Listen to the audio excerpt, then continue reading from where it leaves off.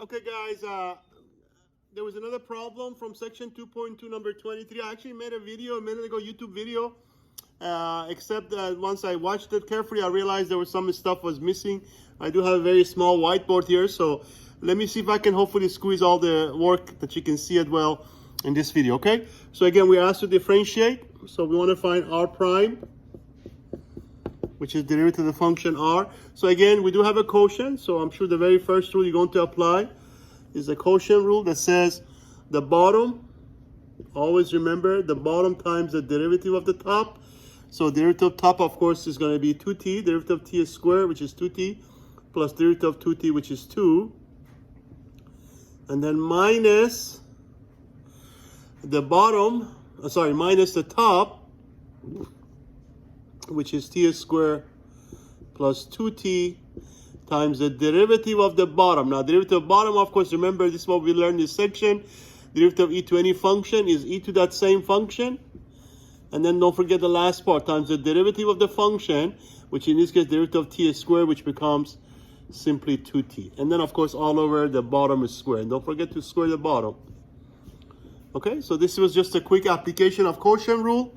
So now, basically, that's it. The calculus is pretty much over. Everything else is algebra to simplify, clean up. So I'm going to go ahead and simplify any further. So let's see how far we can simplify. So I can already see, for example, there's going to be a factor of e to the t squared in common. And, of course, we're going to factor that out. But also, there is a factor of 2. So let me see what I can maximum thing that we can pull out here. So we have 2. So as you factor 2 from both those two terms, also we have factor of e to the t squared. By the way, don't notice that 2 is also there, so we can actually factor 2 from everything, both terms, and also e to the t squared, right? So let me just put that in front.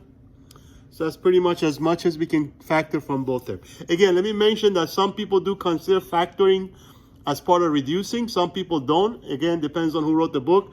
I personally don't think factoring is part of the reducing. Now, sometimes factoring is important for other reasons, but it doesn't really consider always as reducing. But we'll do it because most of the time, the back of the book does reduce it all the way, or at least they factor.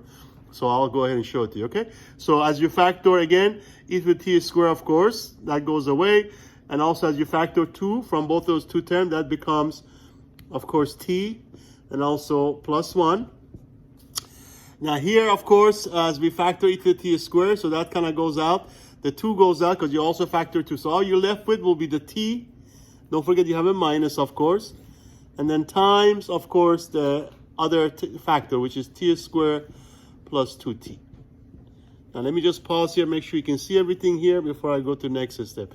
And also don't forget we have e to the t squared quantity is squared. Okay, looks like so far you can see everything. So now, basically, you can also realize that there's 2 factors of e to the t squared. There is 1 factor of e to the t squared. So we can actually cancel one of the factors. And so, this is what we should have.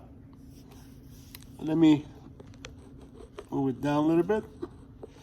So now we have 2 still in front.